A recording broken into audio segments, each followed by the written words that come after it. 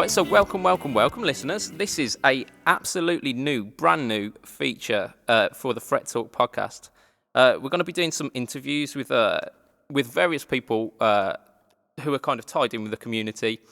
And today we've got the China guitarist Skeptic. So, say hello. Hello, it's very nice to be here. Thank you. Indeed, yeah. So we're going to crack on with it. To start off with. So, as I said, basically, it's going to be like kind of interviews, getting to know a bit of your background, a bit of what's going on now, and just some kind of fun guitar questions as well. So we'll make a start. So, what first got you into guitar? Well, the first thing that ever got me into guitar was my godfather. He's from Ireland, and when I was about 7 or 8, I think it was, I used to go and play with his guitar. He used to get it out to keep us all amused. All the kids got together, and actually he ended up giving me that guitar, which is a Vox. It's like a 35. I suppose you'd say it's closest to a Gibson 335.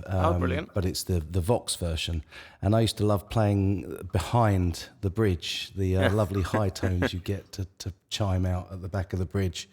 And yeah, as I say, when I got a bit older, he gave it to me. And actually, I used that guitar to record a couple of intros for a few friends of mine on YouTube. There's Dave's in Texas. I did his intro music with that. And that's what really got me into the guitar. I started playing piano at about the age of 10, and I think I ended up getting my first a proper electric guitar around the age of 14. But that was certainly around 8 or 9. My godfather got me into it, so never looked back. Yeah, brilliant. I mean, I can't say that I know the Vox 35, but I've played. I think it was called a 25 Special. Right, which okay, was yeah. Well, I don't know what the actual model of the Vox is. I don't think it actually says on it anywhere. And I've had a look inside to see if there's any paper label inside, because it is it's a semi-acoustic. It's a hollow body in the same style with the F-holes like a 335. But I have never been able to see a model number on it. There's a legend that goes with it that George Harrison once played that guitar, but I'm not sure that I take that with anything other than a grain of salt. Yeah. How did your interest in guitar kind of develop into the YouTube channel? Well, funny enough, I'm still a bit of a reluctant YouTuber, if I'm honest. I never intended to have a YouTube channel at all. What occurred was I saw a lot of videos online.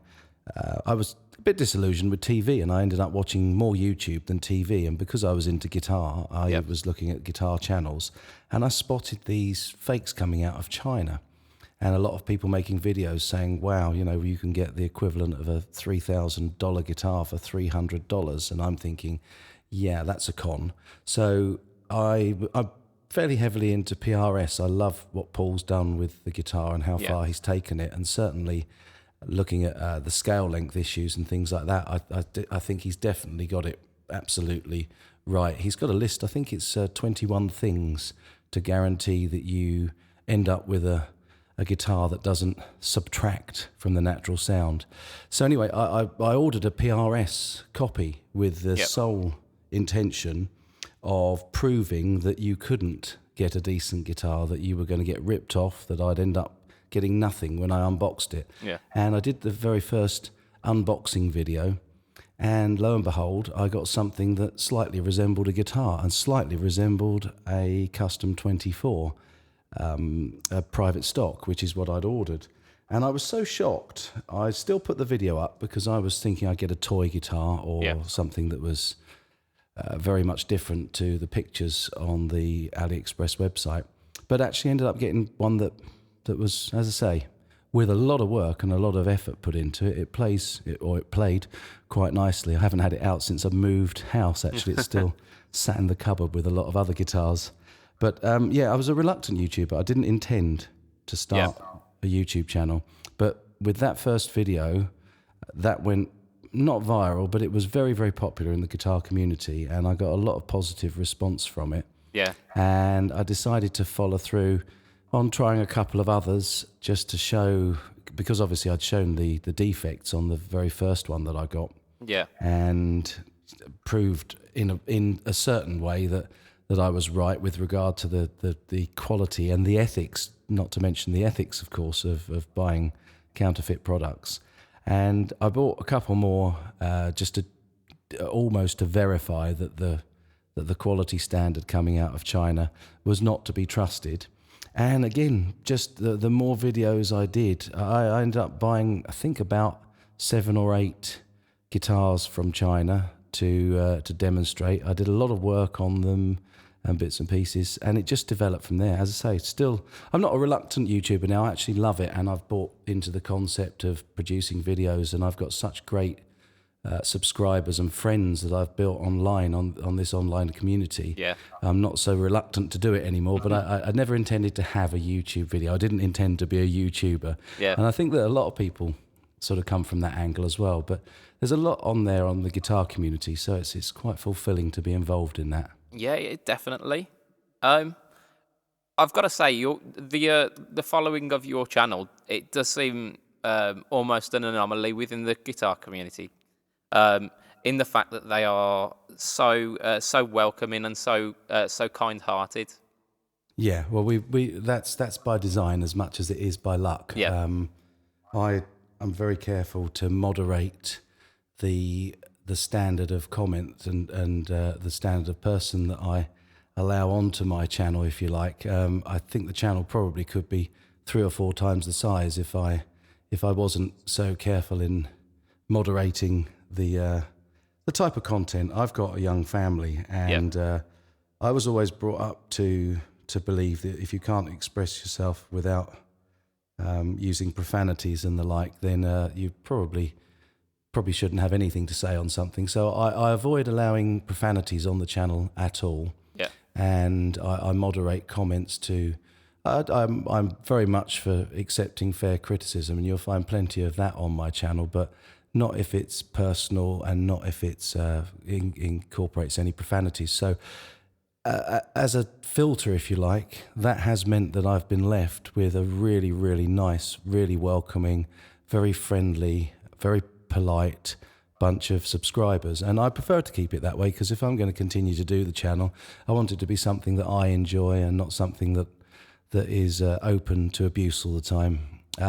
Having said that, I'm not into censorship per se. Yeah. I have to say, there was a video went up on a local guitar store channel, and they're very, very much more popular than me, quite recently, where they were saying if you make unkind comments, then you're a certain type of person. I won't say what they called them, but I don't subscribe to that view. You know, I think it's keep it quiet. Whenever there's any negativity that goes on, keep it quiet, have nothing to say on it. If you don't respond, the trolls very quickly get bored with it.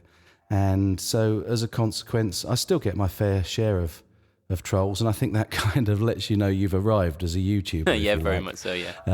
Once you get your little following of dissenters. But yeah, I keep them at arm's length. And so we've got a very, very nice community, really positive, really supportive. And there's quite a few of us that visit each other on our channels, on Hangouts and the like. And we have a really constructive and productive input into the guitar community. Yeah. And hopefully that comes across on the channel as you've noted. So yeah, thank yeah, you definitely. for that. It's definitely the mantra quality over quantity there, isn't it? Oh yeah. I don't make very many videos either for that reason. I try to do one a week if I can, but if I've got nothing interesting to say, then I leave it until I have. And also I tend to wait until each video's had at least 1,000 views. Yeah. And that normally happens within a couple of 3 days. Mm-hmm. But sometimes the videos, maybe for one reason or another, only appeal to a narrower band of my subscribers, so I'll leave it up until it gets a few more views, and I consider that my invitation to take a short break. No, that's brilliant. It's definitely a good way of doing it, because it means that your channel doesn't get saturated with content, and that the stuff that you're putting out is really stuff that you've thought about and that you want people to see. Hopefully, yeah. I can't always say that I've spent hours, but I do tend to write down notes before I do a show, and I structure the show on paper first and I plan it. Yeah. And I learned a lot of that from other YouTubers actually, and from following the YouTube tutorials. And I totally agree. There was something you said a moment ago, which is quality over quantity. Yeah. And I'd rather do something brief and occasional and do it well than to just put out content for the sake of it. Although, having said that, there are some guys out there that put out quality, it seems, on a daily basis. And I guess maybe some of them don't have a day job like most of us. But Yeah. there are others who I'm pretty sure work as well as putting out great content more frequently than I do. So it very much is a case of doing what I can do when I've got time to do it, and only if it's worth, if I think it's something that's worth people listening to. And do you care to give a shout out to any of those YouTubers who you There's kind of see hundreds as... of them. My good buddy Lance Moss, who always moderates my live hangouts, live shows when I do them. I don't tend to do live hangouts from my channel. I go on his. And all the guys from that hangout, there's a great bunch of guys there. There's Mike G, there's Terry, there's Dunk, all sorts of great people online. Also my buddy Pete in New Zealand, who has profoundly affected me by how much my channel's profoundly affected him. He had throat cancer a year or so ago, and he was bedridden for a while, and he started watching my videos. I don't know how he found them, but he's now so into guitar, he's building his own. And that's really, it touches me and moves me that he's been so affected by it in a positive way.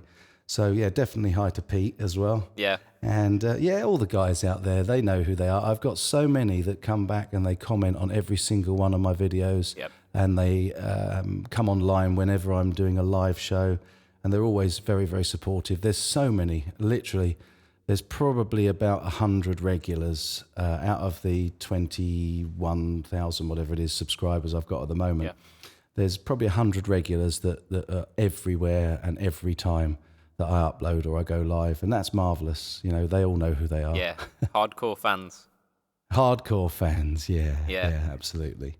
Just going back to what you was mentioning about Pete making his own guitar. So, who do you think's gonna win that race? Is it gonna be Pete, or is it gonna be? He's won it. Who's won it already? He's on to his second guitar. He's building them by hand himself. I don't build guitars per se. Again, I've got a fair bit of experience from having knocked about with guitars for so many years, and I'm one of these people that if I have something, I have to take it apart, find out how it works, and I like to read up on things and watch YouTube videos these days and learn stuff. But Pete's done exactly the same, but he's actually he's on his second, I think he's trying to finish up his second guitar at the minute, and he's building, I think I'm right in saying he's building the neck as well this time, which last time he bought a neck, which is what I'd previously done myself, and built the body. Yeah. But he's built everything from scratch this time. So he's won that, but I don't think he's looking potentially to get those out there. I don't know. We'll find out. I hope he does, because that would be awesome. I'd be top of the list to buy one off him. Yeah, definitely. Although I think he owes me one, to be fair. He got given the Harley Benton HB35 that was nearly a giveaway on one of the competitions. Was that the semi-hollow? A bit of fraud going on there. So yeah, I did. I saw that. That was it was so disappointing to hear about that. Was.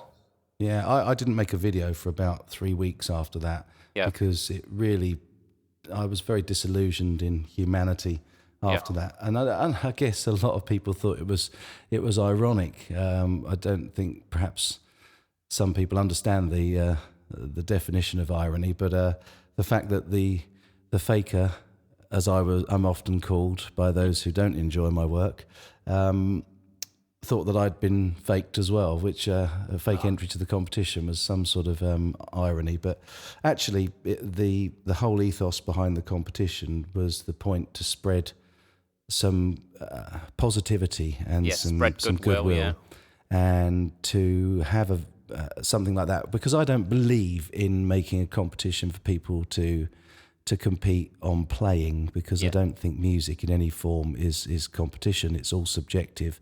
So one man's meat's another man's poison, what some people enjoy playing wise and think is technically brilliant, others may find very cold and clinical. Whereas, so I didn't make a guitar competition. I made it a goodwill competition, and for that reason, I was really disappointed when it was abused as it was. But yeah, hey, I got over it. You live and learn, and I don't do giveaway competitions anymore. Not yet, anyway. I may do later. Who knows? I'm never going to say never. Yeah. So, just kind of circling back to the modding thing, you were talking about how you've looked at YouTube videos and generally kicking about, because I know your YouTube channel has got a lot of kind of tutorials and hints and tips about modding as well. Yeah.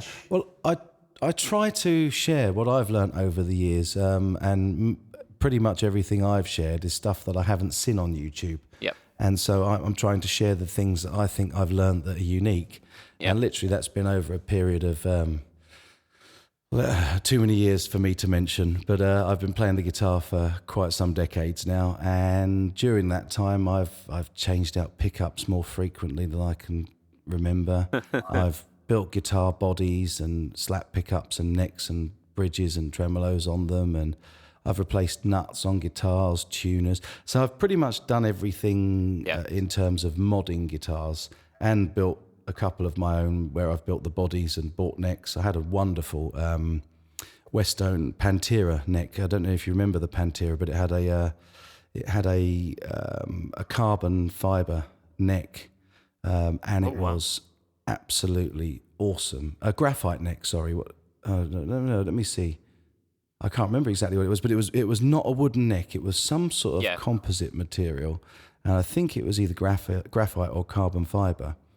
And I put a Kahler locking nut on that and a Floyd Rose tremolo. And it was just at the time when Extreme were becoming really, really popular, and I loved Nuno's playing. And so I got this bit of old bar. It was a local pub that was being refurbished, and I asked them if I could have their old mahogany bar, and I cut the guitar body out of that. I slapped a DiMarzio PAF Pro on it, a Floyd Rose. It was just a single volume, no tone. Yeah. And I absolutely adored that guitar, and I would love to find it again. I'm not sure whether or not you can actually broadcast the name that I gave that guitar, but it begins with B, and it's the word we use for a fatherless child, because it was built of so many different parts. Yep. So it was part Floyd Rose, part Kahler, part DiMarzio, part Westone Pantera neck. And I swapped it as a lend for a little while to borrow a MIDI keyboard, not player, with my bass player at the time. And I needed to do some recording and MIDI sequencing work. And so we did a little swap with a view to swapping back. And I've never seen the guitar since. And in fact, I think I gave him the keyboard back anyway, because we met up about 5 years ago and I still had it knocking about. And I said, there's your keyboard back. And he'd lent the guitar to about 3 or 4 other guitar players. So hopefully it's still out there and somebody's enjoying it, because it had an incredible sustain and great tone from that neck and this old seasoned bit of mahogany, or actually it might have been oak. No, I think it was mahogany. Yep. Body. So yeah, that was really that was my favourite build. I mean, with a I carbon don't have it fiber, still, which is a shame. I'd like to get. In fact, it's the only guitar that I've ever had that I've not kept. I don't tend to sell stuff. I tend to give it away rather than sell it. So it's the one that got away, shall we say? Oh, I've got one that I'm pining after at the moment. I had an old Dan Electro DC-59. You know, the Jimmy Page. Yeah, absolutely. And I bought it when they were ridiculously cheap. They were. It was obviously something like they were discontinuing it, or it was switching over of different years or whatever. But I got it really cheap. And there's some great guitars. The Dan Electros, they made some really unique guitars. I don't actually know the one that you're talking about that Jimmy Page played, because I always thought of him as either a Gibson or a Telly player, but I suspect I've probably seen it with him in some photos or something. But It's the yeah, one they made some awesome guitars. He put it in Dadgad, and it often came out with Kashmir,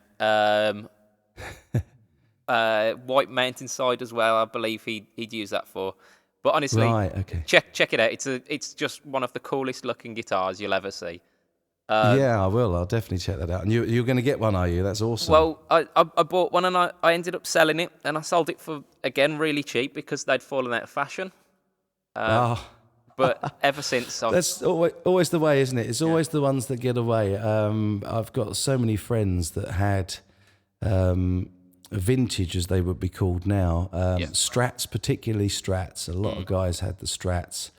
I had a friend that was in a band in London in the, I'm going to say late 80s, early 90s, maybe more late 80s, about 88, called Panama. And he's a Frenchman called Armand Serra. And he actually is a guy that runs or owns the silversmiths called The Great Frog that was up in London. I think he's still running it and is still up there.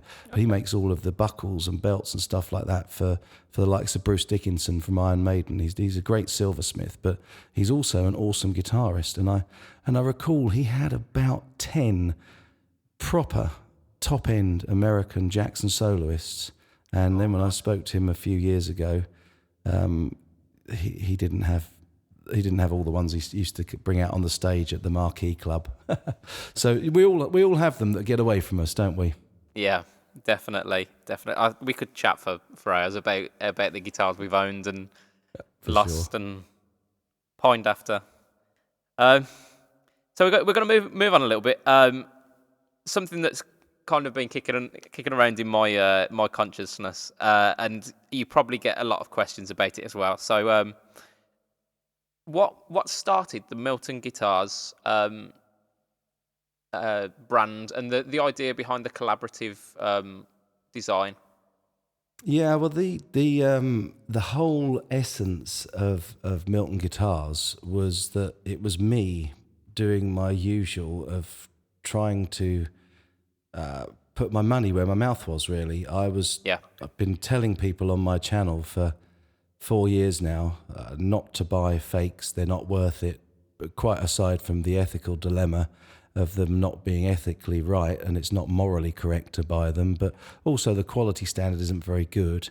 And I felt that what I should really do is, as they always say, well, what are we supposed to buy then? And so I thought I would investigate and see if I could find a decent manufacturer, direct to a factory, and that would build a guitar that was of a similar price point, but dealt with all the quality issues and gave people a really, really good alternative. So that then when I said to people, don't buy fakes, but hey, look, I've set this up, you can get one of these. And it was never set up in any way for me to run a guitar company either. A little bit like I'm a reluctant YouTuber. I had no intention of starting a guitar company. It was, and actually looking at it in 2020 hindsight, as I am now, some of what I was intending to do wouldn't have been financially viable anyway because of the quality control issues and the fact that although I was intending to make no margin, you have to allow some margin because even the best manufacturers have an element of guitars that are shipped out that aren't quite right. So you've got to cover yourself on that. But it was really just to say, look, here, I'm producing and providing an alternative. And from there, it just sort of snowballed. I went to a few manufacturers. I really tied my hands on it, though, because before I would use a manufacturer, because I wanted the alternative that I was offering to be ethical, I tested them all out first. So I sent them emails saying, can you make me the best standard Gibson Les Paul copy? And I gave them all the specs, including the fret end binding and things like that. And a lot of the manufacturers that I managed to find the direct factory contact for came back and said, yeah, sure, we make these all the time. So, of course, immediately they got ticked off of my list as I wasn't going to use them. So I really only ever tried out 2 factories over there, because they were the only two I could guarantee that weren't also making the fakes. Yeah. I happen to know that one of them is the factory that makes the Harley Bentons. Oh, brilliant. And yeah, so they were quite legit and above board. Yeah. And the other factory, no matter how hard I tried, they were not making a fake for me of anything. So I liked the cut of that jib, so I went with them initially.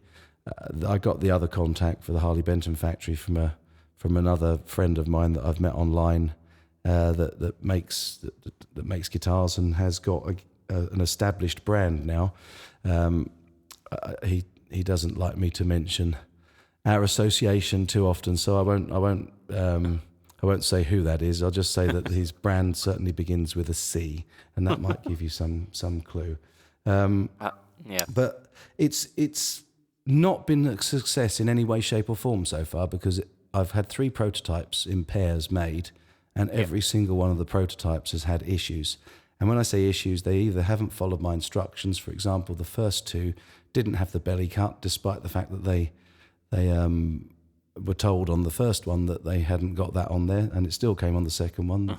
Neither of them did the coil tapping on the tone and volume pots. Yeah. But they did get the scale length right, because I was after the 25-inch PRS scale, and they managed to get that spot on. But then I found the Harley Benton factory, and they did everything, absolutely everything, other than the scale length, which they made a standard Fender 25.5. So I went back to them and said, "Oh, look, you've got it absolutely perfect. The guitar is nicely set up by comparison to most things coming out of China. Yeah. But you've got the scale length wrong." And they said, well, when we make a mistake, we will give you the next order at half price. And it was like, well, no. When we make a mistake in the UK, we return it, we get a refund, or we make a replacement for free. So I was a bit disappointed in their business ethics, if you like, at that point. And so I haven't gone back to them, but I've also spoken to the same guy that I'm in touch with that's got his own brand, and he's given me some interesting inroads into India. Okay. And he's also got a contact in Korea. Yeah. And a lot potentially of his guitars are in Korean these days, aren't they? Indonesia as well. But I think where I'm really interested in at the moment is India, because they've got some pretty interesting new ideas and technologies on avoiding CITES infringement with the rosewood and using a compressed burnt maple instead that's resin bound. And I quite like the sound of that, because I'm a bit of a greenie as well. I mean, I don't have any politics at all. I'm not saying Green Party politics. I'm more green in terms of being concerned and caring about the environment. So I think it would be nice to have a guitar with green credentials. So that's what I'm looking into at the moment. It's a very, very slow process because unlike the Chinese, which are very, very established, the manufacturers in India, it's a slow process. We'll just say that. I've been sort of beating my head against a brick wall, really, but I want to persevere because I like some of the ideas and ethos that they've got. Yeah, I must admit the guitar shapes you've demonstrated so far have been absolutely brilliant, and I can't wait to get my hands on one. They're all Telecaster based, of course. They're all T-shaped guitars. Yep. It's pretty common knowledge, I think, that there's almost no trademarked body shapes on classic guitars. Yeah. So all of your Stratocaster, your Telecaster, your Les Pauls. Yeah, the headstocks where the all of those are not trademarked. What is trademarked and what companies will take you on is the headstock shape. Yeah. And also, obviously, all their logos and livery and stuff like that. So what I've really gone for is a classic T-shaped body, and the reason being is that the Telecaster was the first true electric guitar, so to speak, in terms of hitting mass market appeal. It's very simple, it's very basic, and I thought that's the best place to start with my own brand, is to go back to the Telecaster. I didn't actually have a Telly before that, and I haven't got any Fender Tellys. I've got to say I'm a bit of a Telly addict, me. I like the play on words there. I remember that TV show well. Yeah, Noel Edmonds, wasn't it? That's right. Yeah, yeah. Way back in the day when I actually watched normal mainstream TV a lot. Yeah. I mean, it was the Saturday night stay in kind of TV. That was, wasn't Yeah, it? yeah. Nowadays, Ant and Dec have taken over all of that lot, haven't they? Bless them. Yeah. It's a lot of the same old, isn't it? But yeah, I mean, part of that is why I'm really interested in the Milton guitar brand, because Yeah. the accoutrements that you've put along with the telly, that your spin on it looks fantastic. Oh, thank you. That's really kind of you to say. What I've tried to do is go for a versatile instrument Yeah. because obviously the standard Telecaster style was to have 2 single coil pickups. So I wanted 2 pickups, Yeah. but I still wanted the noise reduction and the power of humbucking pickups, but I still wanted to be able to get those Strat and Tele tones out of it. So I had them coil tapped to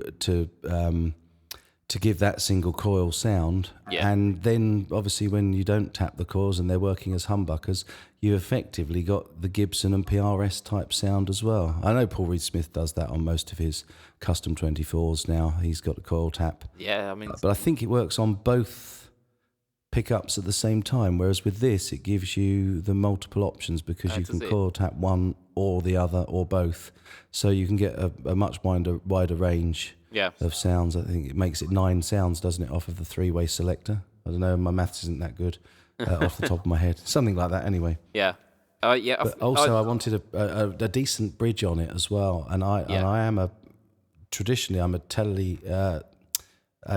tremolo tremolo user. arm player, vibrato. Let's call it a vibrato arm because it's not tremolo. That's Tremolo's a bit of an entirely ambiguous different term, isn't it? It's used to describe about 3 different things musically. So Yeah. Well, whammy bar. Let's call it a Yeah. whammy bar. I always like a whammy bar, and actually, I've been pretty impressed with some of the Wilkinson products that have been coming out in the last 5-10 years. Yeah.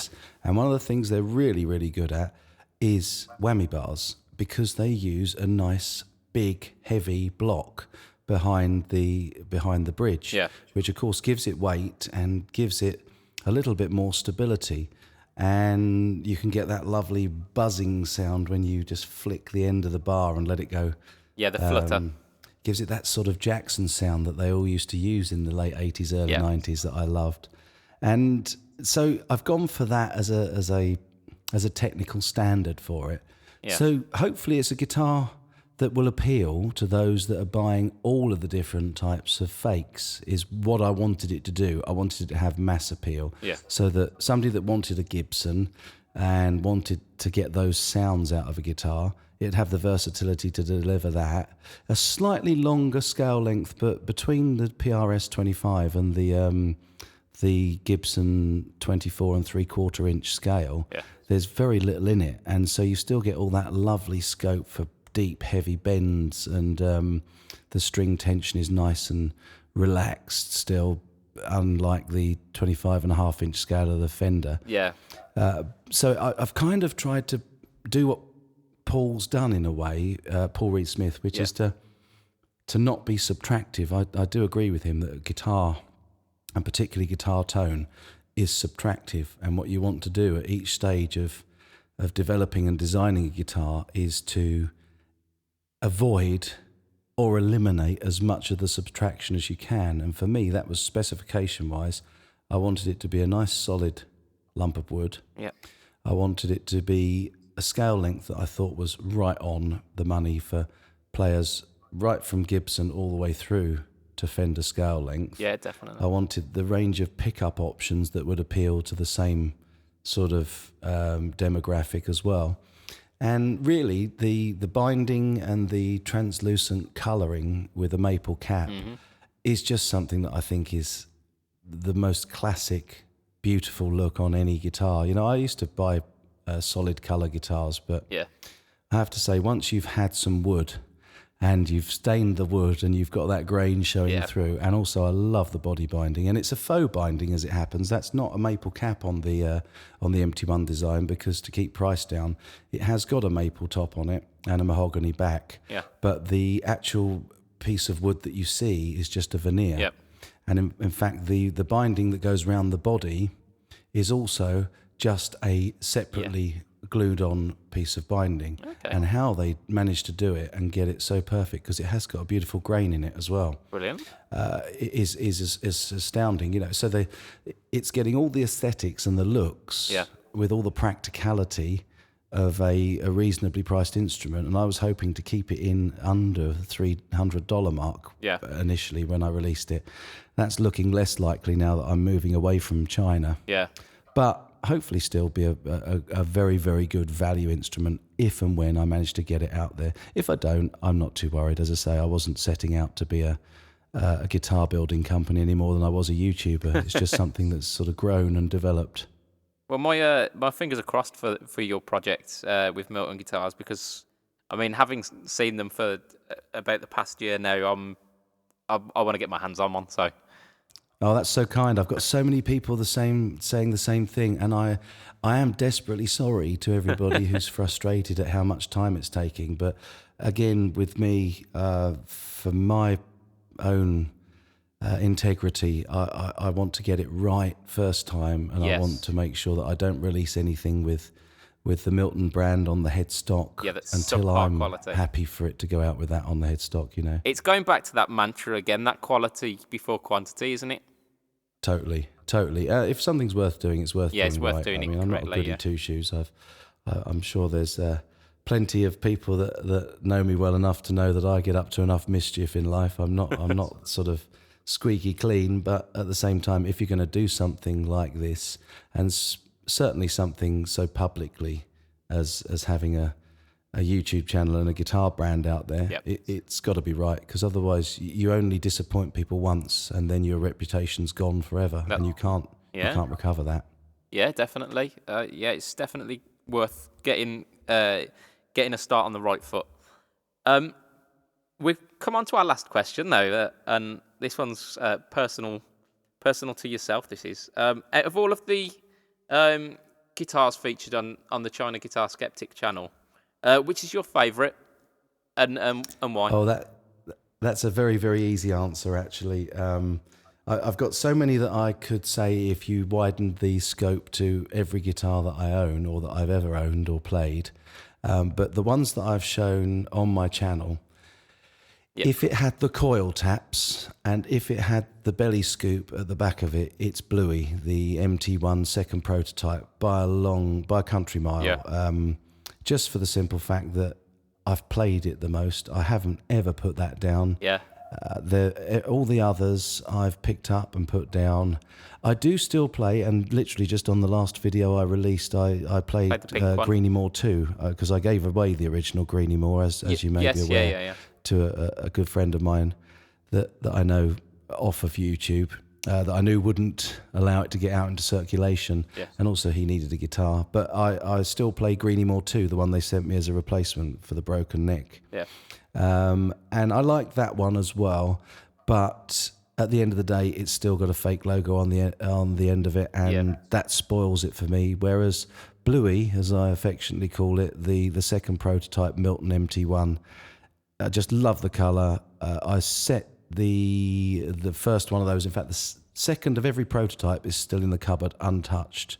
I've only ever got one of each out. I get them both out to play them, because the idea of getting two each time I get a prototype is to see what the continuity's like and to make sure that both are built exactly the same. Yep.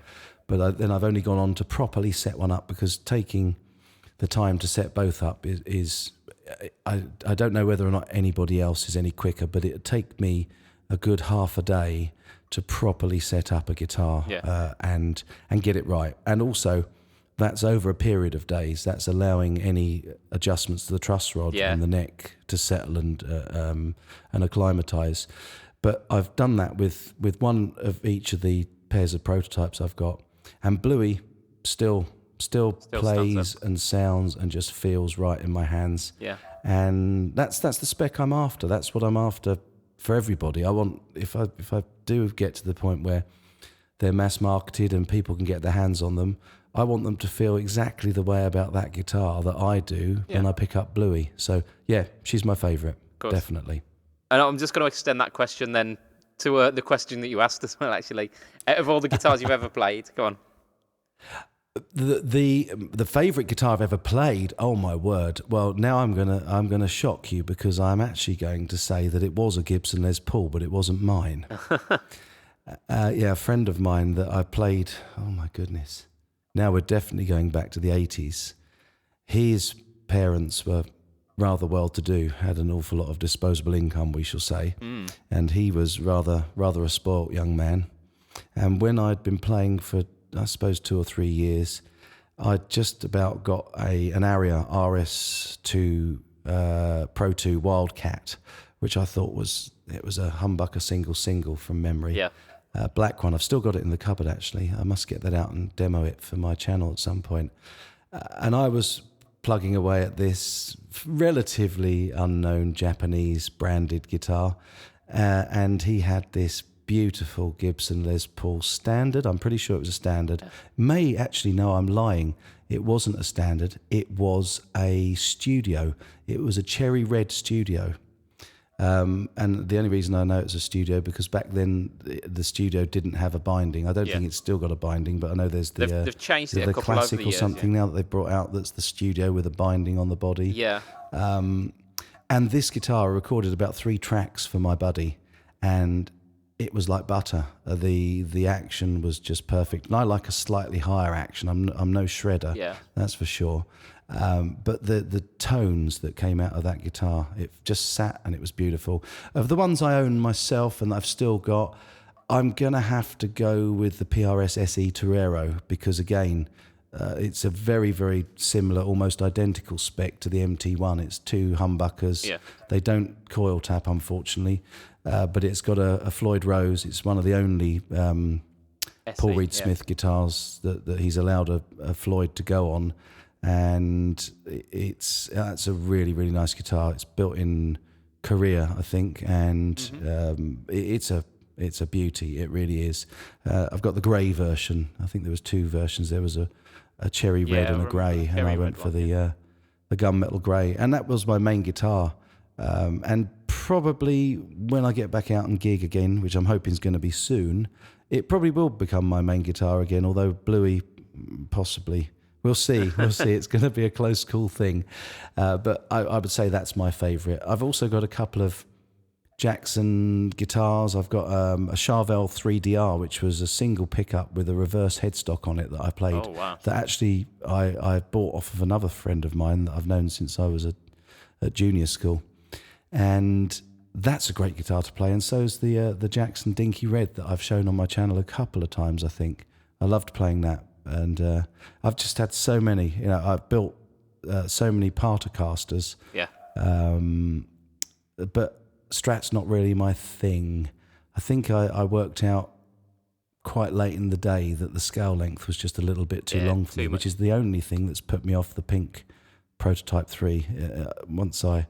It felt wrong. I knew that the scale length was wrong, so I ended up measuring it, and lo and behold, there it was, 25.5 inches. But yeah, loads and loads of guitars. I've had so much luck in my life. I've had the opportunity to play some really terrific guitars and own a few as well. None that are classic or worth very much, but certainly classic to me, because at the end of the day, as I always say to everybody, guitar's only what it feels to you when you pick it up and play it, which is why I also encourage people not to buy online. Ideally, you want to get the guitar in your hands and see how it feels, because something that's cheap as chips and looks beat up might just be that keeper that you'll play forever and ever and ever, amen. And you can spend thousands of pounds or dollars on a American branded instrument that plays like rubbish and is never going to feel right to you. So yeah, no, all good.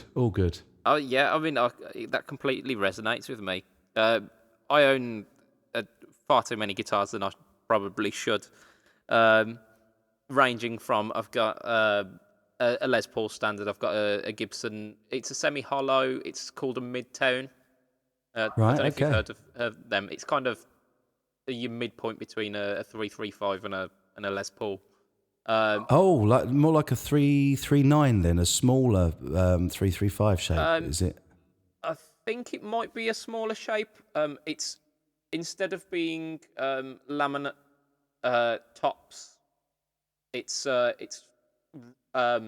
chambered F-holes. Okay. Okay. Oh, So fantastic. it's kind of tonally. That's a nice design. I think it's better to have an F-hole if you're going to do that than to have a weight relieved body that's got a solid top on it. I think if you're going to leave space in it, then let it resonate. Let it resonate and have some acoustic sound from it as well. Yeah, definitely. But yeah, as like I say, I've got a couple of those kind of higher end guitars you'd say, and it ranges down to my first ever Squier Strat. Lovely. And, is it a Jap? No, it's I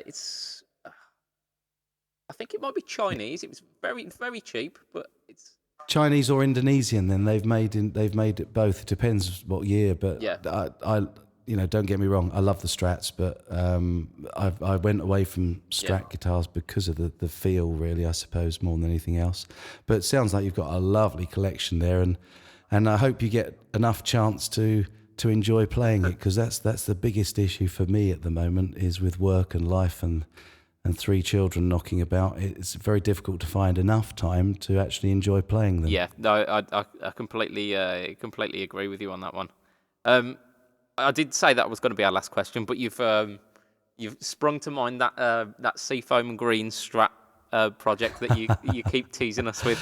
Oh man, how could you do that to me? Leave this question till the last. I know. I'm embarrassed. You've got the benefit of a webcam view of me here, and I think I'm probably going a rather nice shade of scarlet. I promised again about 2 videos ago that I would get back to that, and it is still in the cupboard. Oh dear. I'll be honest with you. I do want to finish it. The problem is, if you remember the series, I had dropsy with that guitar 3 times, or twice the 3 times I think it was. I started the finishing process and colour spray. I put far too much on. I didn't live by my own better understanding and do a thin colour coat and then plenty of clear coats. Yeah. And just as it was looking absolutely spot on, I managed to drop it again, so it's got a big dent in the top horn. Oh dear. And I think I did show it on the channel before I put it away in the cupboard. It's still put together at the moment. It's still fully assembled. Oh, brilliant. For sound testing, but I just haven't got round to taking that body off and doing the proper finishing on it. And I keep saying, and I have promised, so it will get done.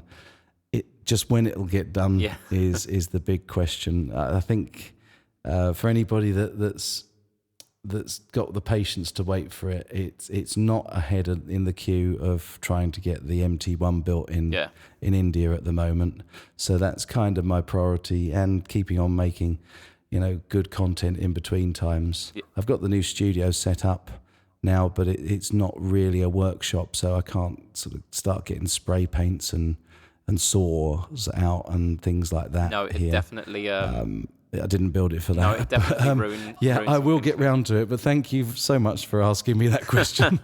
It had to be done. I mean, yeah. Look at me. You can see me. You've got the benefit. I am actually red, aren't I? Yeah, for the benefit of your listeners.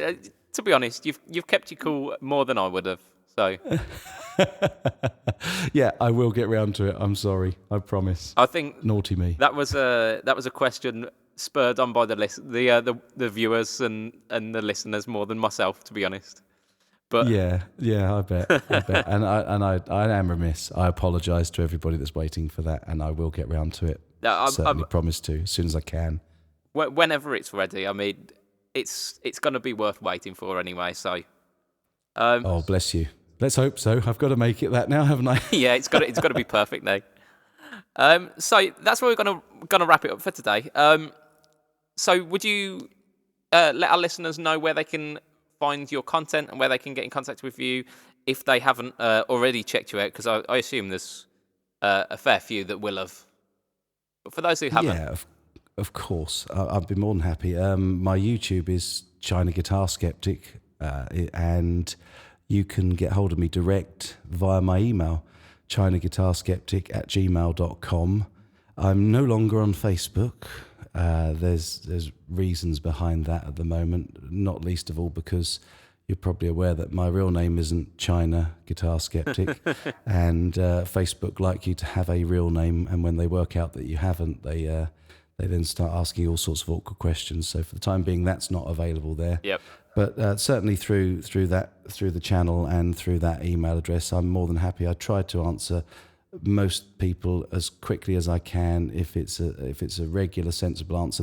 I've also got a website, ChinaGuitarSkeptic.com, where most people can find the answers they need in the frequently asked questions. And if they can't find it there or on one of the videos, then yeah, by all means get in touch. It's always nice to speak to people. And in saying that, I'd like to say what a pleasure it's been to have a chat with you this afternoon. So thank you so much for inviting me to come on to your podcast. Indeed, it's been a wonderful one, and an absolutely perfect way to kick off this new series of interviews as well. Well, I wish you the very, very best of luck with it. And judging by the way that your interview skills, and although I would advise you to think about your last questions. No, I'm only joking.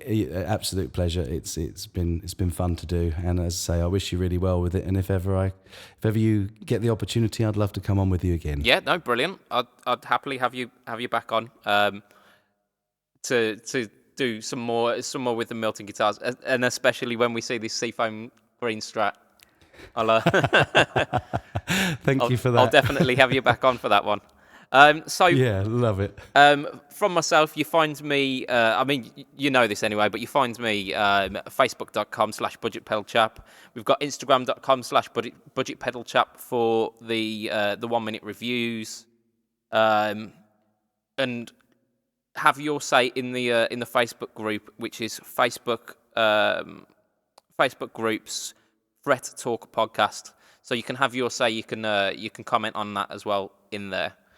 So from me and from the China Guitar Skeptic, that will be goodbye for today. Bye-bye. Goodbye. Thank you.